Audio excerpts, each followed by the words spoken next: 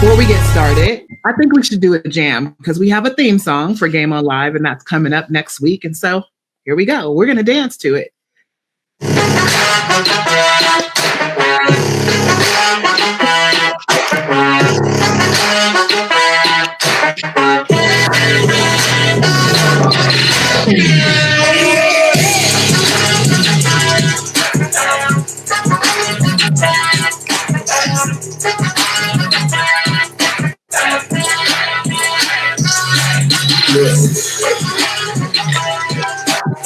You're not ready for this?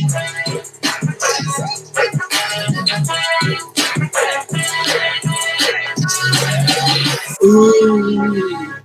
That is the theme song to Game On Live. What's up? Woo! Game On Live is next week, November 11th, 12th, and 13th. And I'm so freaking excited for it.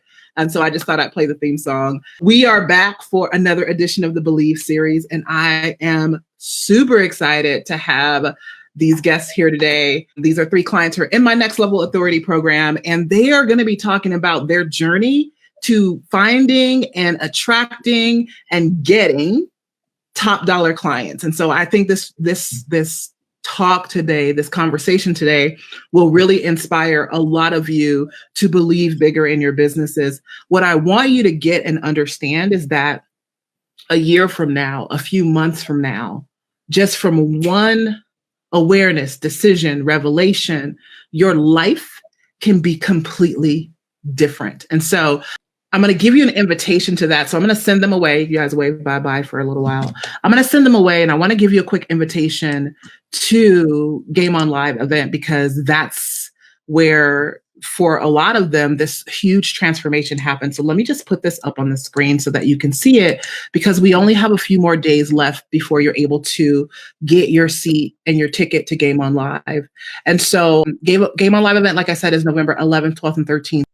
If you want to not just finish this year strong, but really anchor in the type of certainty and confidence in who you are, what you do, and you want to expand your capacity to receive and expand your capacity to believe, you want to be in this room surrounded by people who are doing incredible things in their lives, their businesses, having incredible impact, not just in the world, but on their own bank accounts. They're shifting their family's generational legacy. And that's what I'm going to teach you how to do. There's 2 sides to this thing for me.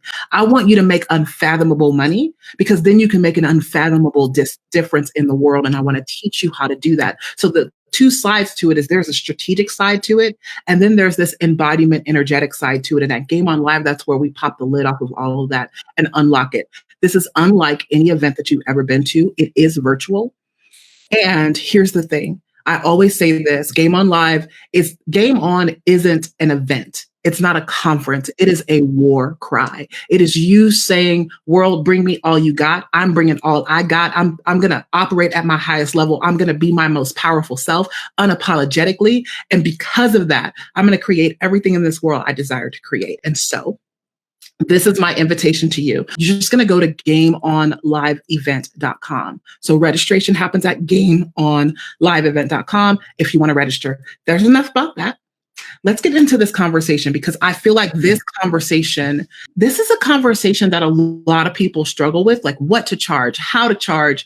Do I need to find this space or place where it's an elusive place where all the people with money and who are willing to pay in full hang out? And I feel like I see this so often. And so I'm going to bring up each one of my clients and let them introduce themselves so that you know who you're talking to, who you're learning from. And they're just going to share their journey and the wisdom that they've gleaned along the way. So I'm going to start with Shannon.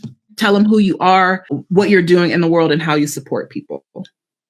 Hi there. My name is Shannon Peebles. Who am I? What am I doing in the world? I am an executive assistant for life and business coaches. I am helping to change the world by taking care of admin stuff for my coaches. I kind of call myself like the wind beneath my coaches' wings. They go out, they're out front, they're out on the front of the stage, they're changing the world, they're changing people's lives. And I get to do the pieces that they don't like to do, because that's what I like to do. Mercy, I'm going to bring you up next. All right, Mercy, go ahead and introduce yourself. Tell them who you are, what you do in the world. Hi, everyone. My name is Mercy Marsh Jenkins, and I am a book and business coach. And what I do in the world is this. I support leaders, Christian aspiring authors. I support them to write their book in 7 days or less without all of the stress. Because I know for leaders, they are super mega busy and they don't have the time. And so I have the strategy. And so I support leaders to actually write down their book in 7 days. And then after that, I support them to publish it, position themselves in the marketplace, and support them to understand and know that prosperity is their birthright and it's not a icky, yucky thing, ungodly thing. And so that's what I do in the world. I support leaders to walk in their birthright as an author, as a thought leader, and to inspire people with their revelations, their teachings, their life lessons, and to package all of that and place it in the book. We're going to bring Britt up. Hello. All right, everybody. I am Brittany Smith, and I am a book coach and an editor, and I support aspiring authors with writing the stories that are on their heart, telling their favorite stories, the tough ones, so that they can change the world and change their lives. And I help them do it without feeling overwhelmed by the process. So that is my gift to the world. So here is something I just realized as you guys were talking, that both of the industries that you guys are in, you guys both support people in writing books. And then Shannon, you are an admin assistant. These are two of the toughest industries where I see lots of people having beliefs around what they can charge and what they can't charge. Lots of people struggling. I see a lot of low end investment levels in both of these communities. So I'm really glad we're having this conversation because these are the conversations I get where people are like, we were talking about this behind the scenes where they're like, well, how does this work for me? Because I do this and it works like this. And so let's start with this because I want to give everybody a baseline of what we're talking about when we talk about shifting and going to top dollar clients. So if each one of you can kind of share like where you were when you came into the community, what you were charging, and even some of the mindsets and beliefs you had around why your rates were where they are. When I started in this community, I was actually taking payments for $35. And for me, that was a stretch because my actual number was $27. And so I was challenged to change that. So I changed it to 35. And COVID had happened like 3 weeks in of COVID. And so of course I'm thinking and feeling like people don't have enough. They don't even know if they're going to be able to go to work or whatever. So my whole mindset about money and about what people could buy at the time was like dedicated around COVID, the whole situation with COVID being on a shutdown. And so that's where I was. I was at $35 a month until I bounced into your atmosphere, and then that all changed. But that's where I was right at the beginning in terms of book coaching, and that was a 12-month program. So really and truly, we're talking about 450 around thereabouts. And I couldn't even figure out 450. Somebody could do that even in a paid in full. I couldn't even figure that out. I was like, these are the payments somebody can pay me on a continual basis. Nothing more, nothing less. I love that. I love that you finally said you said $35 at first, but then when you said $35 a month, I wanted people to understand to help people write. Some people are like, dang, I should have found her last year. To help people write and publish their books, not just who was doing book covers, the whole nine. $35. It wasn't a course. $35 a month. Thanks, Mercy, for sharing. Who's next? I'll go next. I was not too far from you, Mercy. When I started, I remember I was exposed to other coaches, not book coaches. And so the dollar amount that I saw was $97, $197, at most $497. And so anything $497 was too much for me. So I started out and I had two programs, and one was $97 and the other one was maybe $100 and something a month for 6 months. And I felt like that was just too much money because one, it was easy work for me to do. And so I'm like, oh, I shouldn't be charging people so much money because it's not hard for me to do. It's not hard for them if they do what I say. And then there were still a lot of people that would come and say, just maybe like a month ago, somebody told me that much money just to help me write a book. And so back then it was a lot of that. And it really made me feel like you probably charging way too much. And now $100 and something a month. Right.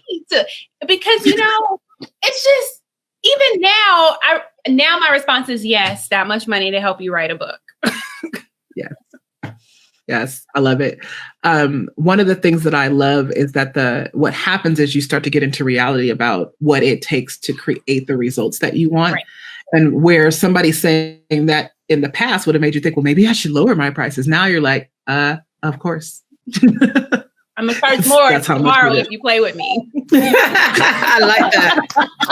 100%. I love that.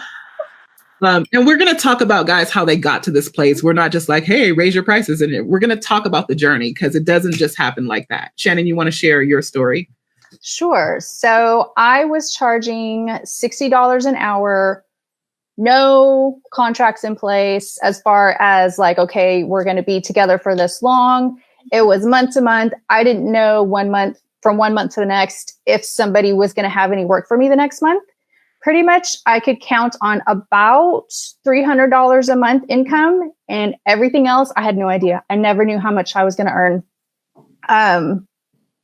And I could not see, I don't know how many times Shamika told me it's a decision. I could not see how I could ask people to sign a long-term contract. Yeah. Now I definitely signed long-term contracts. And I was charging $60 an hour, and I felt like, cause I knew other virtual assistants were charging like 15, 20. So I was feeling like, hey, I'm a high roller here. I'm earning, $60 an hour. I'm earning good money if I'm working, but if I'm not working. Yeah. So, that's kind of where I came from. And it was definitely a journey to wrap my head around being able to ask for longer term contracts. Yeah. There's a few things I see with virtual assistants. It's the month to month thing because it has to be that way because, no one's going to sign a longer contract. And it's the proposal thing. Like I have to send a proposal first, then they have to tell me if they want it. And like, that just takes so long. And like, I'm always getting people out of that process of like sending proposals. And so you guys talked about some of the beliefs that you have. I want to give everybody a sense of where you are now. And then we're going to go back and unpack the journey. So you guys all shared. So Shannon just shared she was charging $60 an hour. She was big balling, counting on $300 a month, sometimes having clients call her and go, you know what, this month we're going to go on vacation. I'm not going to use you. Then she was just out of business. So we had that. We had Mercy, who was charging a whopping $35 a month to help people birth books into the world that look incredible and amazing, that help them position themselves as authorities in their world and with the people that they wanted to help and serve. And then there was Brittany, which Brittany didn't tell all of her story, but Brittany was charging a little over $100 a month. I think she had gotten up to about $197 a month. But Brittany was also working with people on a 6-month contract, found out about a few months into her working with me, actually it was almost a year, 9 months into her working with me, that there was somebody who was in her program, her 6-month program, that had been on for an additional 6 months without even paying her the $197 a month. I was like, not today. Go fire her today. So these are the kind of things that they were dealing with in their head, their belief systems. Shannon didn't believe anybody would pay her on a long-term contract. Where are you now? What is your wins? What's happening? And I will share this because they might not all share that. What I know is that each one of them, not only have they drastically raised their rates and taken full ownership of the value that they bring to the table, but they've all had people pay them in full cash. So tell people what you're charging now. So I now sign people. We have an initial 90 days to make sure that we like each other. And then I sign them to 12-month contracts. My most recent 90-day contract was for $9,000.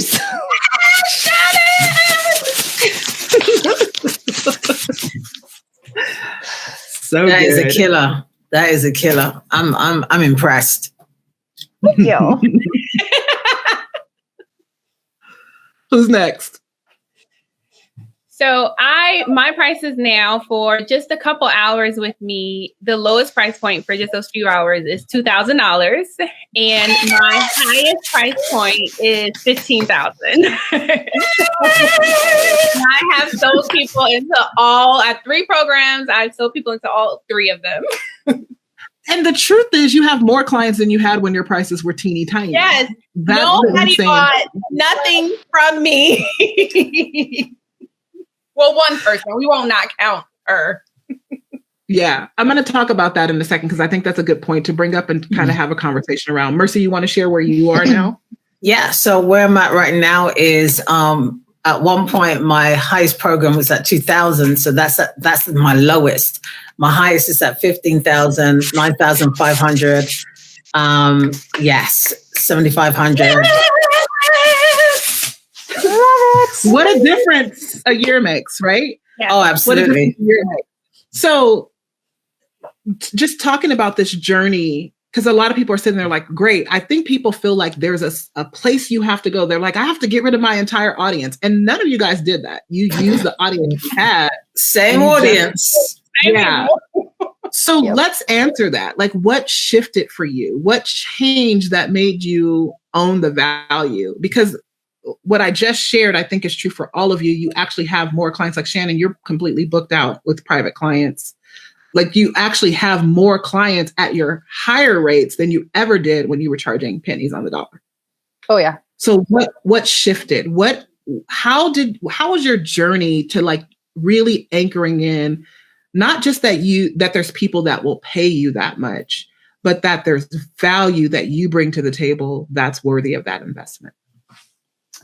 I think my journey to get there was a little longer than Mercy's and Brittany's. I kind of went step by step, where I raised my rates and I had to get comfortable there for a little bit. And then I started signing people to 90-day contracts. I had to take a big breath with that one. When, on a sales call or whatever, talking about, okay, this is what we're going to do. Even now I can feel like what I felt back then. My heart's like, ooh. I don't feel that way anymore when I'm like, this is how we work together.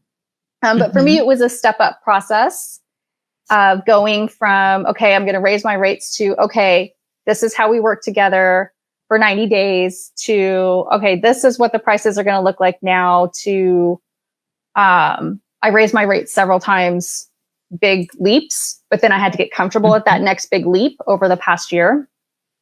And really, so what really made me more comfortable with it was being bold enough to offer it and have somebody say, okay, just like that it was no big deal. And I was like, oh my gosh, I can really do this. Like these people exist. And then I went to the next step. Okay, sure. Oh my gosh, these people exist. And my audience is the same. I haven't bought Facebook lists or any of that kind of stuff.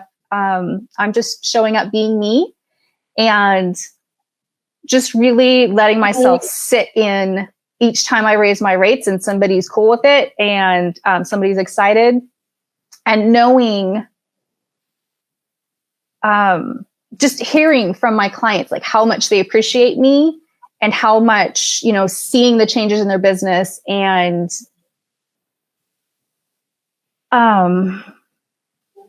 just really like seeing their businesses grow, see that they have time to go on vacation, seeing that they're getting to go, play with their kids or whatever, has really been confirmation for me each step of the way that it's okay to do this and that people are out there waiting for me at whatever price point I want to charge.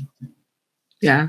It's kind of interesting that the yes, especially the yes is that there's no pushback, is the anchor to the decision where it's like, oh, like I thought you were going to be more. I had somebody tell me that the first time I raised my rates to $10,000 and I was like, it's $10,000 breathing through the whole process. And they were like, that's it. And I was like, oh shoot, what just happened? Right. And that was the reminder to me that I have way more value than I was even allowing myself to see. Mercy, what about you? What's the journey been like for you? Oh, I'm not going to lie. This journey has been a journey and a half. But I couldn't have fulfilled this journey without the support, without being in a container, without your counsel, Shamika. Like, there's nobody in my world that's actually giving me the support concerning raising my prices in the way that you've been able to support me with the mindset shifts and just really anchoring my belief in myself.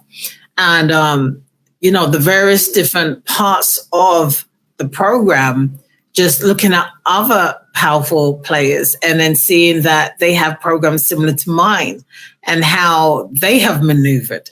And that mirror, mirror is something that I can't unsee. I can't unsee that. Once I've seen it, I'm confronted.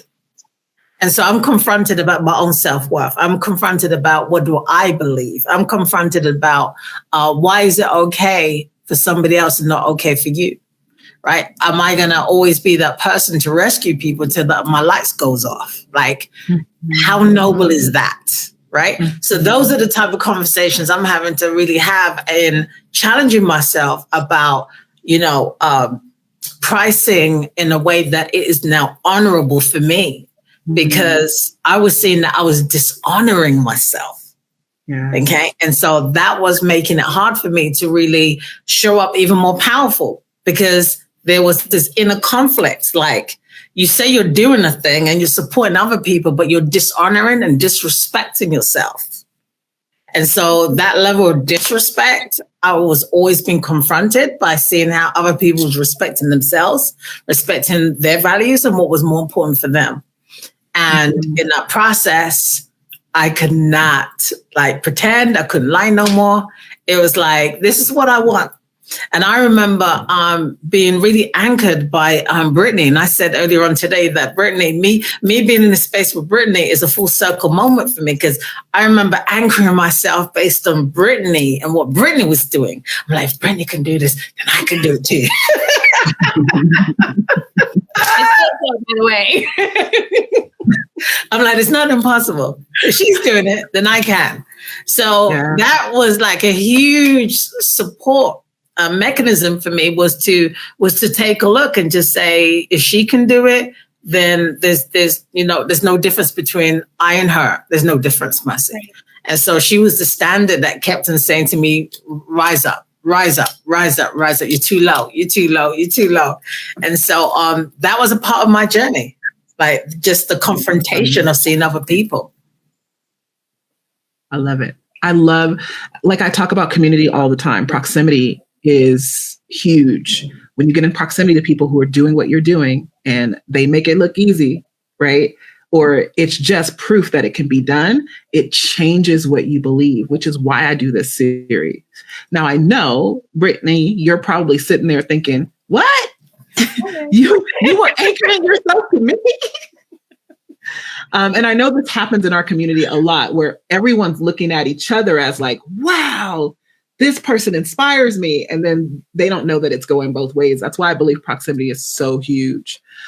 So Britt, I want you to talk about your journey because like Shannon thinks hers was the longest, but I don't really think it was.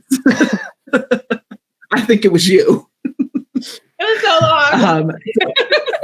So I want you to share what that was like for you and really give people some insight into like some of the things you had to do for yourself and the strategies that help support you to get to the point that you are today. Okay, so it was very long because I think we started working together in like May and I don't think I made my first sale until November. And you made one sale. You made a sale. I did make a sale. Yeah. I did. But so what happened was, when we started working together, you were like, you need to increase your prices because what you're doing, just stop. And I'm very good at following directions. And so I said, okay, fine, I'll just increase the price. But I didn't anchor in on that decision because I still, for months and months and months, it don't matter how many times I watched your trainings, how many times I talked to you, I still walked away feeling like, and I only increased it to $5,000. And I said, still too much. It's still I'm on calls with people, very nervous about that. And of course they give me some excuse as to why they can't pay it, because that's the energy that I'm giving out. And so I sat in that for months and months, and I just couldn't understand why people aren't paying me. I've increased my price. I'm showing up. I'm having the conversations, but people are still telling me that it's too much money. And then I realized it was because I was really believing that it was too much money. And so I remember, and I know we're not talking about Game On Live, but that was when it clicked for me. And the week after, I kept hearing this voice, you need to raise your prices again. And I told myself, why would you raise your prices? Nobody has paid you $5,000. Why would you increase it? And I said, okay, I'm going to listen. I'm going to increase it to 6,000. I had 3 sales that week in 1 week, because when I made the decision, a lot of it for me is like making the decision and feeling like, I used to think I was the exception to everything, good and bad. And so it was. Yeah, me too. Everything. Like, yeah, these people it can happen for, they can charge the money, people will pay them, but then they're going to get over here to me and say, nah, girl, we're not paying you that. And when I realized that I am not the exception, in fact, I'm not even charging what people in this community, but in this industry, thank you, what they charge. I'm like, you're not the exception. You are just a person who's good at what you do. Get it together. And I had to have like a come to Jesus moment with myself. And when I did that, it was like that, like just it clicked. And then people started showing up and paying. And it hasn't stopped. That's the crazy thing. It's like, you guys don't run dry. There's no like, oh, there's no clients anymore because I'm charging way too much money. All of life's happened to me just in the last year, and that was something I think we didn't talk about it earlier, but the biggest thing for me was now I'm confident that it doesn't matter what life transitions I go through, my business is going to be fine. After having a baby and taking off for months, it's like nothing happened. I love it. Do you have an expectation now of people? This goes to all of you guys. Do you have an expectation that people will just pay you? Because like, I know for me, I get shocked when people tell me no. I don't expect it. I'm like, wow, this is like an incredible situation. So I'm just wondering, what has shifted for you in the way you expect your expectations when you're talking to clients or marketing your business? It's a confidence level. It's a major boost of confidence because you've overcome so much. Well, I'll talk personally about myself. I had overcome so much in terms of what I thought was true and what is true, that what is true, because it kept on repeating itself, that people would pay me. They enjoyed my work. They would refer me out to other people, that I was doing something that was great. And Brittany had said something like, when you do something and you think, well, that's just easy for me, you don't really value it. And so having that validation over and over and over again by payments really caused me to realize, no, I'm really good at this. It's not about it being easy or not. This is actually a valuable skill set to somebody else. And I'm saving them time, energy, and money, because money is time also. So once that was anchored in, and then I had that self-belief, like you said, there comes a time when you're like, it is a lot of work, period. And I remember you told me in Cabo, you said, do you realize you're doing 4 people's jobs? I did not realize I was doing 4 people's jobs. That was the thing. I did not see it in that way. But once you reframed it as in you're doing 4 people's jobs, that's when I was like, justified. It's a whole bunch of work. I'm done. I'm over it. I'm tired. I'm sick and tired of being sick and tired. That was when it was like, that's it. It ain't nothing. You can't convince me it should be lower. You cannot convince me, because everything in my body was speaking loud and clear that this is the standard and we're not going back from here. It was like, this is it. So when people do come on the phone, when I do get to speak to people and they're just like, I'm like, whoa, what are we even doing now? Like, really? We're not even doing that. And I have so shifted recently. I have so shifted my whole identity. Like what I'm walking in now is like, I was saying I was like a 3.0, but I think I'm like a 6.0 right now, because something that was really ingrained in me has actually come out. Okay. Yes. And that is the rescuer. Like I'm the one that had the cape on, right? I'm the one that would just swarm down and save somebody from their own self. I'm not saving nobody from themselves. Right. If they're not putting no skin in the game, Mercy's going nowhere. And this is huge. This is not a small thing, because this is who I've always been. I'm the eldest child. Okay. I'm the eldest child from an African family. So, I got to support everybody. That's just how I've always thought and believed. And then on top of that, I'm a minister, I'm a pastor. Come on. I always work for free, right? I support, I minister, I strengthen people, I pray for people, I prophesy. I'm always uplifting, undergirding, underpinning people, period. I got 5 boys, right? Like 5 boys growing into men, right? So I'm always like, for everybody else. I'm everybody's coach, encourager, empowerment coach, everything, right? Yeah. So when you started working on me, I was like, the cape, gone. The crown for everybody else, gone. Like, that stripping of the identity and that knee-jerk reaction that I used to have to just save somebody's life, right? Now I'm like, if they're not ready to save their own life, if they don't want to invest in saving their own life and their dreams, then who am I? Who am I? I release people and I give them the right to fail. Okay, it's okay. That's their right. That's their decision. I release them to themselves, and it's not up to me to change my pricing. It's not up to me to make it any more easier. It's not up to me to say, well, you can start and don't pay me. We don't do that. I'm not saving nobody. Okay, and I'm good for wanting to support people that really want to do something. I'm good, always have been. But I'm at this juncture now where I have changed, I have stripped that from me. And so I have been challenged, and I have watched my own self. I have observed and watched my own self, my thoughts. I've watched my own levels of emotions and my body to see how I will respond. And I have seen myself sit back, relax, and leave them be. And I'm like, you ain't gonna do nothing? And I say, no, I ain't. It ain't for me to do nothing. Because my prices and my program, it is what it is. Yeah. And my work stands. And so I have to be respected and I have to be honored, but I first have to respect me. So that was what I had to do. I had to first appreciate, respect, honor Mercy. Okay, that Mercy is a business owner. She's running the business. She's taking care of her family. This is what she's doing. Once I reposition that, it's not ministry. Though I flow in ministry and everything that I do, fine.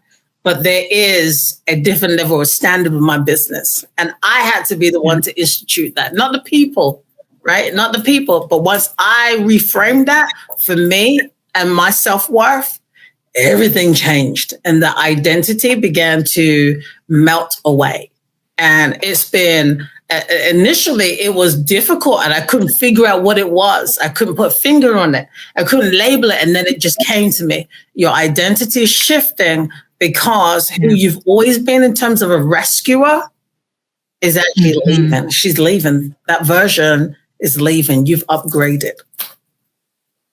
I love it. That's so beautiful. There's so many lessons in that. Guys, I want to do a couple of things. I want you guys to answer this question as well. But if you're watching and you're here with us live, I want to give you the opportunity to ask questions. If you want to ask questions, if you have a question for a specific person, you can put that person's name in. Their names are up. You can see them on the screen. I'm going to take a few minutes today and answer some questions that come in through the chat. So if you have questions for us, any of us that are here on the panel today about raising your rates, whatever is coming up for you as we're having this conversation, because it can be made to seem like it's so easy, but we've all walked this journey. I tell the story all the time that I have this program, my program Play Big. I used to charge $197 a month for 6 months, just like Brittany. And that program is now $15,000 for 90 days. And it's the same program, same context. Of course, I've gotten better and better every time we do it at delivering it and delivering results. But I had to change, similar to what you hear Mercy saying. So if you do have questions, go ahead and type them in chat.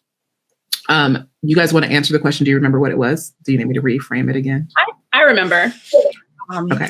So I just want to let y'all know that if you hear me out in these streets saying, I give you the right to fail. It's Mercy's fault. I love it. Blame it on me. I'll take the blame. I'll take the blame. You're not signing up? Okay. So I definitely expect people to pay me. And I had to really tell myself when people would not pay me, it's not about the money, Brittany. I had to stop telling myself it wasn't about the money. And I had to anchor in on, wait a minute. This is my career that I do. Like, I changed lives, and this is my job. In the same way that they would pay me to be a teacher, they should pay me to be a book coach. And so if you are showing up in my world, if you are filling out my application to talk to me, and you see, because I tell you, this is what it costs to work with me. You answer all the questions. Why are you telling me that you can't pay me? Like, what you lied about? What do we have to dig deep? And so when you start doing that, or when you start sending me messages like, I just want to chat about my book. I don't want to chat about your book because this is my job that I do. And when I realized that, of course, this is my passion, but when I realized that this is actual work, whether it's easy or hard, I should be getting paid for it. So you don't get to decide what you're going to pay me for. I get to decide that, because if I was taking a 9-to-5 job and I didn't like what they were offering, I'd walk away. And I would say, no, thank you. And I get to do the same thing here. And once I realized that, yes, I expect you to pay me if you want to work with me. This isn't free. Not today. Okay, I'm like leaping for joy inside because watching you guys talk, I'm like, oh, this is interesting. You guys are so certain. You're like, no, not today, Susan. It's not happening. It's not going down like that. I'm not playing with you. And I think that's important, though, because I see people wishy-washy all the time. Like, well, I have to find the people that can pay. I'm like, it's not them, it's you. It's not them, it's you. You are tolerating that crap. You are tolerating allowing people to come and tell you what they're going to pay you. I've seen people come to clients of mine and say, I mean, of course, my clients are like, go pound sand. They're like, well, I want to pay you $2,500 for this $5,000 thing. And they're like, get out of here with that. But a lot of people experience that and they cave, or they're like, well, maybe I am charging too much. And so watching the level of certainty and just you guys answering this question makes my heart happy. My soul is glowing on the inside because your bank accounts are a reflection of that certainty that you've anchored. This is my job. This is the minimum standard, that this is how this has to work in order for me to be able to serve you. Shannon, you want to share your take on, like, are you shocked when people say they can't afford you? Are you like, wait, what's happening here? What happens now when people show up and they're like, that's too much money? I am surprised when people show up, because my rates are on my application form before they even book a call with me. And it says, is this a deal breaker? And they click yes or no. And if they said that it was not a deal breaker and get on a call with me, I'm like, wait, so did you not mean it? Did you think that amount meant something else? I also used to be like the superhero, save everybody. A lot of my time was spent volunteering at school, PTA, like just all the things. And I would let everybody else skate on, oh, here, let me do the entire fall festival all by myself and complain about it while I'm doing it quietly to myself. But like, I wouldn't hold people to a standard. And the past year, just being in proximity with all the powerful people in your world, I'm like, oh, wait, I don't have to accept that. I don't have to save everybody anymore. I actually volunteered so much that the fifth grade band teacher thought I worked at the school. He didn't know I was volunteering. He was like, oh, I thought you were a paraeducator. I'm like, no. Of course, that was when I was charging way too little and didn't have any work to do. So of course I was at the school. It's so interesting that like I really believe how you do one thing is how you do everything. And so you can see these transitions in other areas of your life, how they kind of morph into sales conversations, how you run your business, what you charge. Everything is a reflection, like everything that happens in your world is a reflection of you. And so if you got weak boundaries in some other area of your life, you're going to have weak boundaries on your sales calls. Yep. Right. If you let people tell you what to do and how to live your life, or not even, it's not that people are going around saying live your life like this, but you look at other people and you let that be the standard for how you show up in the world, it's going to show up in your sales conversations. When they say it's too much, then you go, oh, well, maybe it is. Mercy, you did a great job of sharing about COVID, because that was a mass pendulum. That was everybody, lots of people in the world were bought into the idea that COVID hit. This was like 3 days after lockdown. We hadn't even had time to not have money. Whatever money you had 3 days after lockdown was the same money you had 3 days prior to lockdown. And everybody was saying, oh, people don't have money now. Oh my gosh, people are having to stay home from their, it was just this crazy Chicken Little situation that I was watching from afar. And I remember coming home from Florida, because I was in Florida when everything locked down, literally on a Tuesday evening, late on a Tuesday evening, jumping on a call with everybody in Next Level Authority and saying, we are not buying into this story, and deciding to do something different.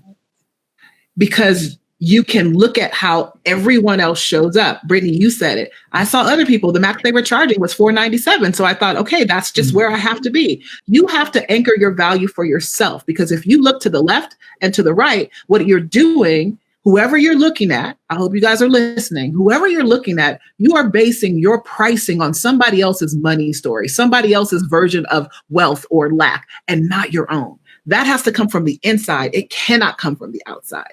Period. In the discussion. It's not up for discussion. I have 2 questions here. So it's for anybody that wants to answer it. So I'm going to start with Chantel's. So we're going to answer the questions that are here, and then we're going to start to wrap up.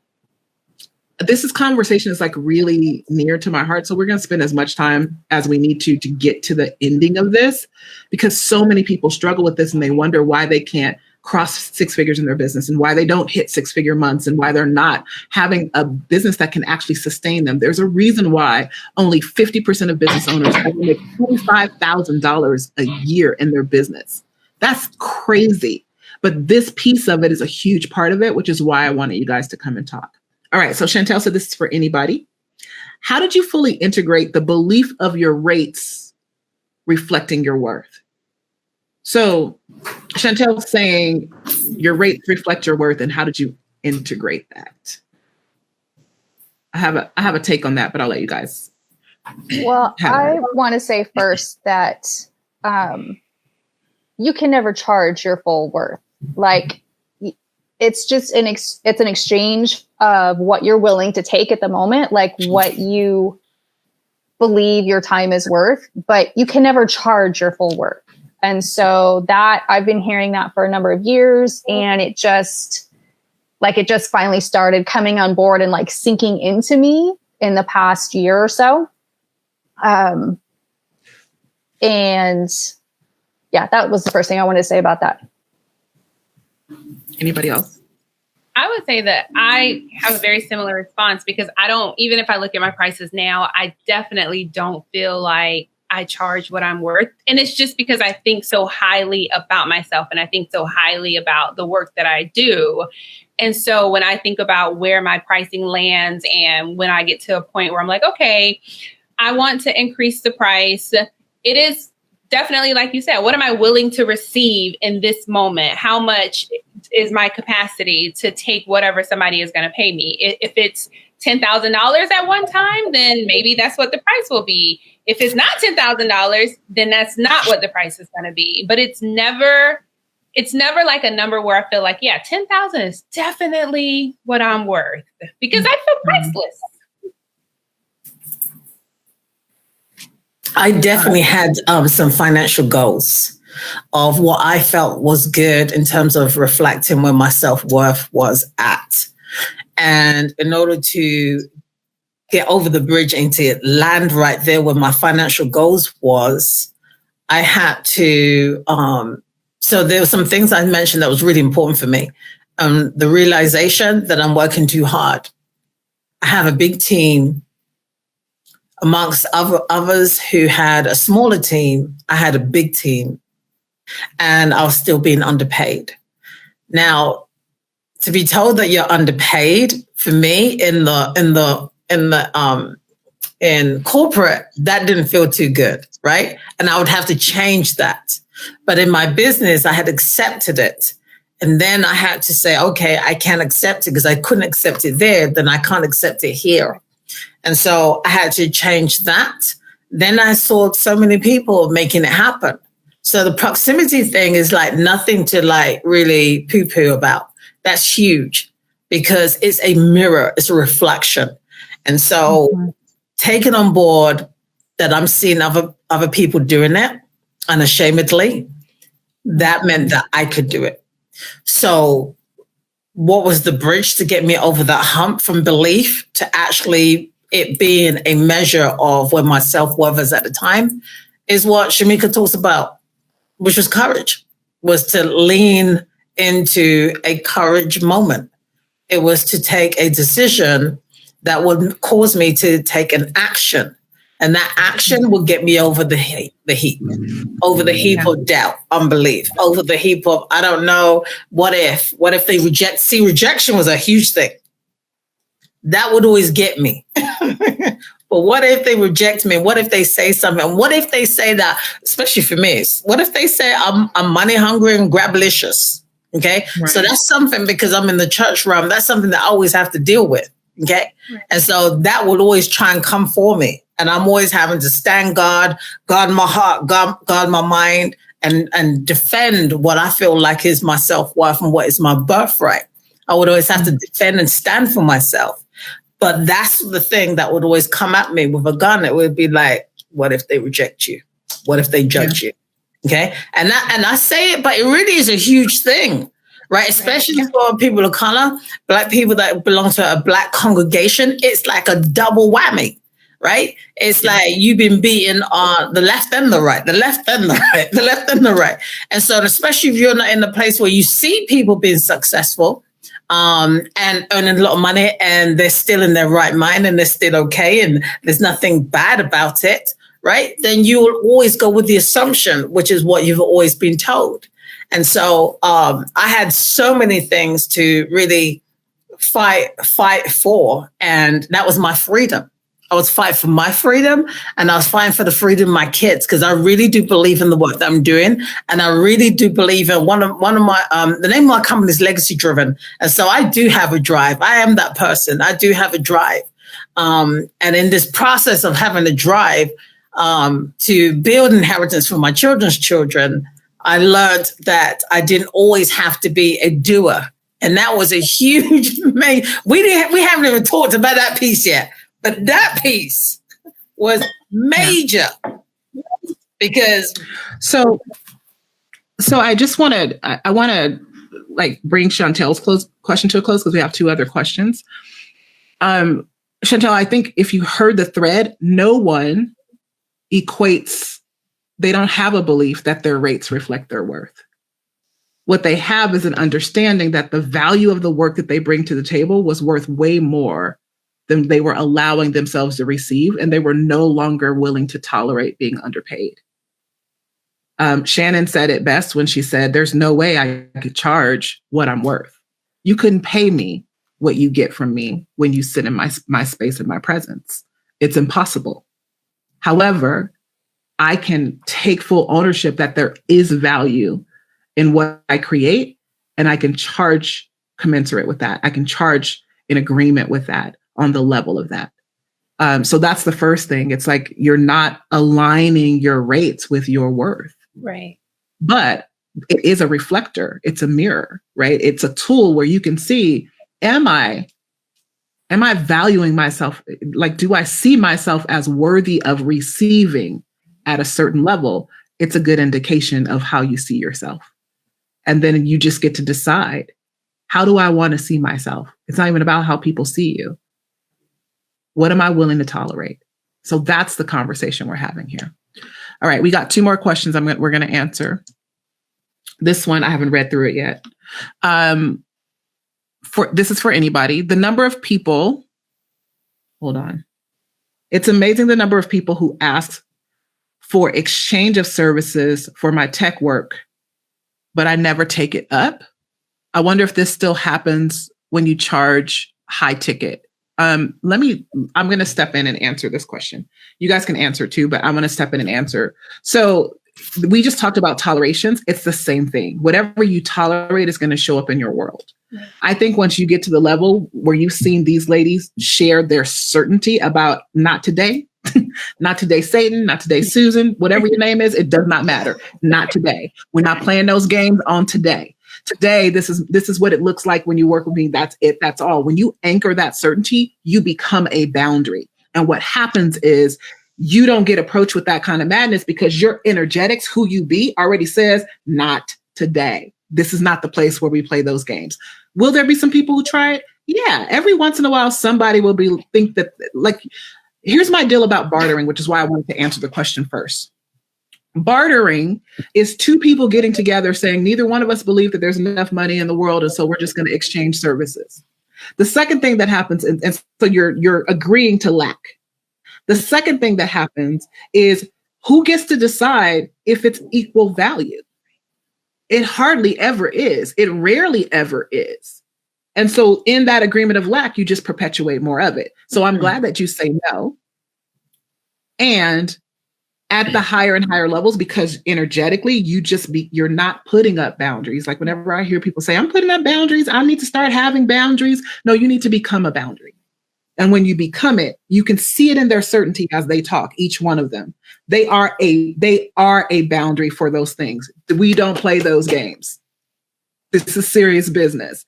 When you become a boundary, doesn't matter what level you're at, all that stuff ceases.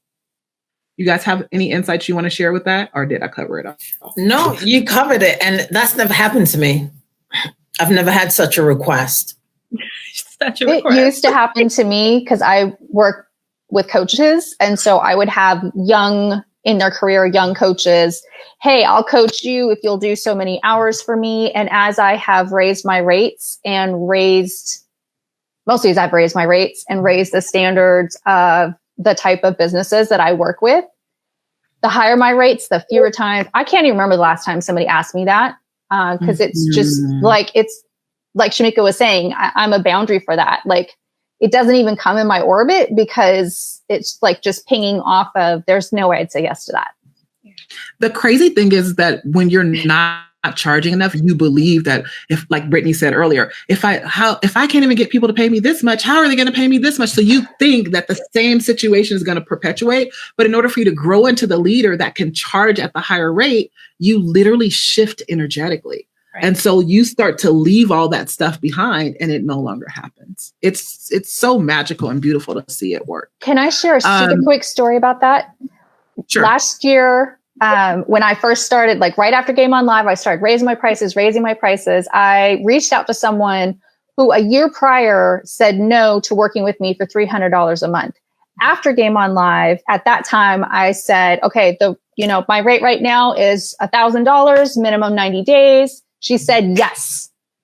I was like, oh my goodness. Stop it. Yeah. Yeah. And that's usually how it works. Like, I think we had another person in the community had a similar story, which was Kristen. She had a client she was charging $500 a month. She had stopped working with her and came back. Then Kristen was charging $3,000 a month. And the person said yes, because the value was the value. You just agreed to accept less for it at the time. That's it. I have a comment.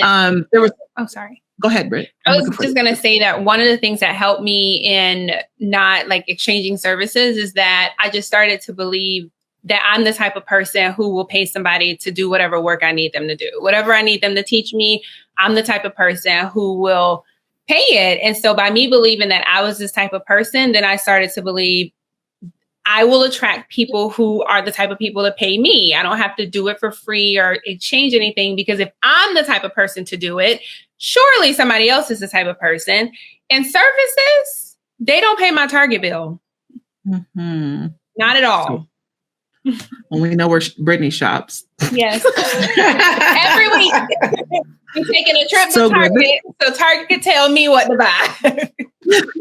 This conversation is really valuable, and I hope, that I'm going to make sure that it gets listened to a lot, because I think, it's one thing to have somebody tell you charge more or charge your worth, all of those things, but to listen to people who have gone through the transition in their own head, kind of share with you where they are now. What are they're telling you guys right now? This is what I tolerate. This is what I don't tolerate. These are my boundaries. This is how I approach these conversations. That's the leadership of yourself you're going to have to work on. All right, we got one more question, and then we're going to do another invitation to Game on Live and kind of wrap up. So this question is, how have you handled rejection when someone tells you no? And what I'd like to hear you guys do, and if you can do this as succinctly as possible, because we're hitting about the hour mark right now, is how did you handle rejection before, and how do you handle it now? I would like to start, and I want to say that this person asking the question is my sister, and so it makes me very teary-eyed to see her involved in this and wanting to grow, because I know, just how older sister, younger sister, and it's this is part of the reason why I do the work that I do, is so that I can inspire other people. And so to see my very own sister here is just so heartwarming. But also why you ain't asked me this question before I got here? All right, answer the question, Britt. All right. So before, the biggest thing for me is taking it personal. Before, when somebody told me no, it was all about me. I wasn't worth it. It was me. And when I made the shift to, it ain't got nothing to do with me. As Mercy would say, I give you the right to fail. And that was just it. I stopped, a rejection just became, it was a no. Somebody will say yes. It has nothing to do with me. It's all about them. Beautiful. Same answer. I said the same thing in my head. I was taking it personal. And I went from taking it personal to now believing and understanding they're not my client. That's just it. I only serve those who are willing. And those who are willing are my clients. Those who have been watching me, who dig me, who trust me, those are my clients. Those are the ones I'm assigned to work with. And so I only work with those. So sometimes people may want to work with me, but it just doesn't really pan out that way, because I have already told myself that the people that I work with are the ones that are willing and the ones that I'm assigned to work. And if they can't stay in the space, then it's because they're not that person. And so we don't get to work with each other. So therefore, the rejection is not on me. It's just that we're not aligned. For me, I definitely, now that you both said it being all about me, I would completely beat myself up internally. You're not good enough. You're a fraud. You're a fake, whatever. All these stories I would make up about how I was lacking, and that's why they said no. And now I realize that if they said no, that wasn't my project. It wasn't supposed to be my project. It wasn't supposed to be my client. It wasn't meant to be. And so the ones that I meant to work with are going to say yes at the time that's right for them. And if it's a no, okay, great. If anything changes, let me know. Can I give you a name of somebody else to talk to? Right. And that's it. Have a nice day. I'm smiling from the inside out.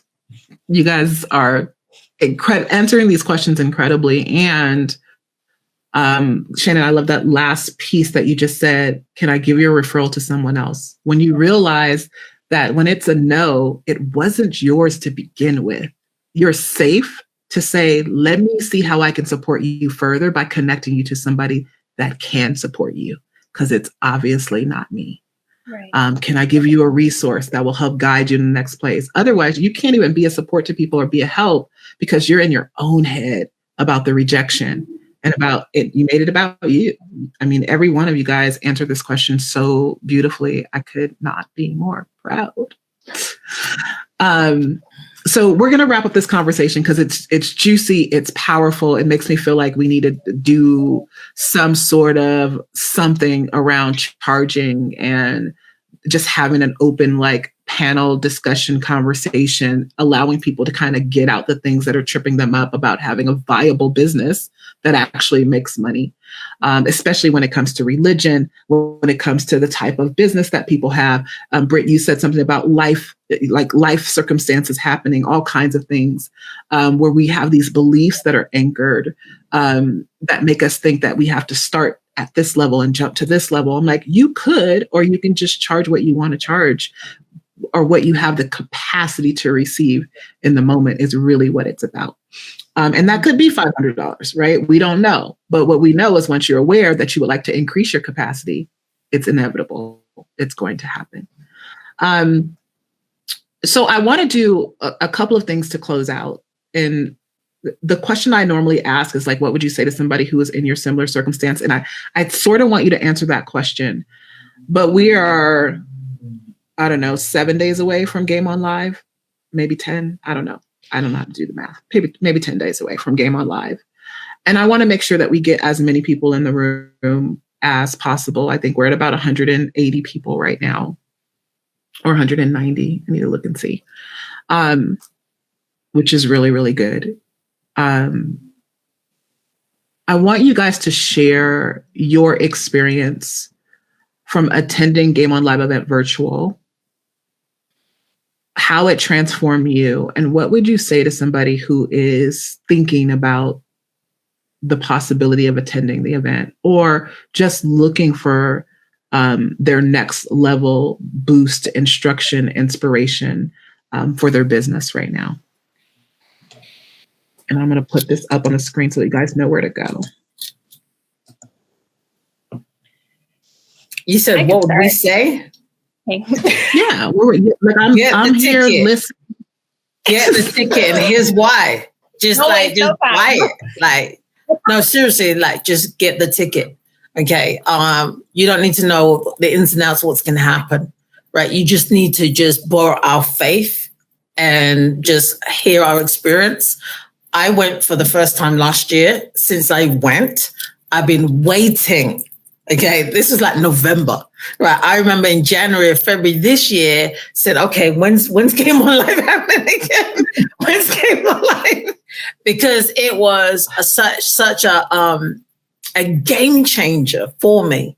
In that very moment, like my whole life changed. So much so that it was November, so much so that by December, this is November, by December, we had already crossed over 88,000 in my business. I think it was January 13th, we hit six figures, January 13th, okay, of sales revenue. And that happened, that was phenomenal. And I believe when I was at Game On Live, I think I was saying I was between 24 and 27,000. And my goal was just to reach 40 by the end of December. I couldn't see anything, but what I had received, the downloads that came through at Game On Live was so hard hitting. Like, it was so powerful. It just resonated from head to toe. And the embodiment just came in, infused all my cells, and we was talking a different language, even during the event. I'm not talking about 2 weeks later. I'm talking about in the moment. I remember, Shamika, you said to me, you sound different now. And I could hear it resonate in my voice, like the certainty because of the breakthrough, the awakening that happened in that moment. Everything just was like live wire from head to toe. And therefore, it was a clean path. The pathway was clean to actually creating the miracles because of the clarity that came through during Game On Live. It's a must. It's not even, shall I, shan't I? It's just a must. And for the investment, it's extremely low. Like they shouldn't even be. I tell people like, yo, if you're concerned about 197, you ain't our peoples. You ain't. And you certainly shouldn't be thinking about wanting to move into a high ticket level service if you can't do 1 night 7. To be in that space is a must. It's a must do. You know, like when you're in corporate and they send you for trainings, this is a must training you must do for your business. Yeah, I definitely agree. Thank you. I had it was my first time as well last year when I went to virtual, and it was, for me, it was not only being surrounded by like tons and tons and tons of people who were making like top dollar money, but it was also being surrounded by those same people who were thinking the same things that I was thinking, who were worried about the same things that I was worried about. And that was really when I realized that I was not the exception. I was just the only one choosing not to charge more, choosing not to receive the money, because these same people, even in receiving money, still have doubt, but they know how to maneuver through that doubt so that they could show up. And when I realized that, and the stuff that you were teaching, the mindset things that you were taking us through, the strategies that you were giving us that finally set in 9 months later, I remember we had a one-on-one call scheduled the following Thursday. And I told myself after Game On Live, there is no way you were showing up to your call with Shamika and you didn't make no sales this week. It's not happening. And I can tell you, since Game On Live, every single time I decided to do a thing, I've done it. And every single time I decided to say, I'm not making no money this week, I made no money. So good. So powerful. I agree. Just go buy your tickets. This is not like your typical, like everybody's sitting at a desk Zoom where somebody's droning on and you're bored and you're like, gotta pay attention. Wait, what were you talking about? Gotta pay attention. It's not like that. My whole body was vibrating the entire time with energy. I was so energized. It was fun. It was emotional, deep work. And my business has completely changed. My outlook on life, the things that I accept are different. The things that I'm like, yeah, I want that, or I want this, or, you know, I want this kind of experience. Things that I never would have considered before after having been at Game On Live. Getting a little choked up. My whole life is so different. And before Game On Live, I had been in Shamika's world since May. And I was like, I don't see how this can work for someone who does Done For You. I don't see how this can work for someone who does Done For You. And after being at Game On Live, I was like, oh, I get it. Okay. I'm done arguing for my limitations. So yeah, just go buy the ticket. It's so worth the time and the investment. So I don't know if you guys can hear me. I know they can't hear me. I can't get myself back on camera. So you guys are going to have to close. Oh, no, you're on camera. We can see you now. I'm back? Yeah, we can see you. Okay. You're it doesn't look delayed. like it on my camera. Okay. It's weird. I'm like, I don't know what's happening. All right. So I'm just going to talk as if I'm there because I can't see myself. Thank you guys for sharing that. You know, I try to explain how Game On Live works and just really, really letting people know it's not just an event. It is a transformational experience. And so I just want to do this one last time of inviting you, if you want something different, more, better for your life, you want to do the next courageous thing, Game On Live is where you want to start that at. It's 3 full days, full body immersion, head to toe, transformation, unleashing, unveiling, uncovering what's already inside of you that you've tucked away for the comfort of other people. Being in a safe space where you're free to be powerful, free to be your badass self, and then taking full ownership of that, leaving with some certainty about exactly who you are, exactly what you're meant to do in the world, and exactly how you're meant to show up and the strategy to get it done. That's what it's about. So gameonliveevent.com is where you want to go. Shannon, Mercy, Brittany, thank you so very much for sharing inside of your story and your journey, and being willing to share that with the world, with other people, because it's only as we rise, right? A rising tide lifts all ships. And it's only because we are transparent with our journey that other people will see what's possible for them. So thank you guys so very much. I appreciate you. And I'm honored that you allow me to serve and lead you in the way that I get to. Thank you. All right, guys, we are out of here. That's a wrap. This has probably been the longest case study that I've done, but I think it's such an important topic. Go back, start from the beginning, watch this again and again and again, because I promise you it will transform your life. I'll see you guys next time. Bye. Bye. Thank you so much for watching my show, my channel. Here's what I want you to do. If you really love what you've been listening to, I want you to subscribe to my channel and leave me a comment. No, really, leave a comment. Like right now. I'm not gonna stop talking until you leave a comment. Seriously, leave a comment.